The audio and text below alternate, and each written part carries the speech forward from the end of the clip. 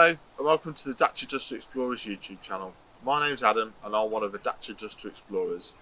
In these videos you'll see myself and other explorers driving green lanes, commonly known as the hobby of green laning. Some of these lanes can be easy, some can be incredibly difficult if not dangerous, but all offer a beautiful feeling of escapism. If you have any doubt about the green lane you're driving, get out and walk the lane first, making a mental note of places to turn around if needed and thinking about strategies to overcome difficult sections, because reversing after a failed attempt to get along the lane can be incredibly difficult and very risky. We abide by the Green Lane Association Glass Code of Conduct for driving these lanes and respect all others using the lanes, including horse riders and walkers, as we all have a part to play in keeping these routes open for everyone.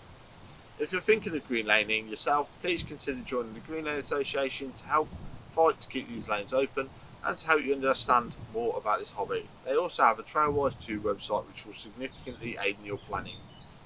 Please don't forget to like and subscribe to the YouTube channel to get updates on new videos and check out our previous massive video collection.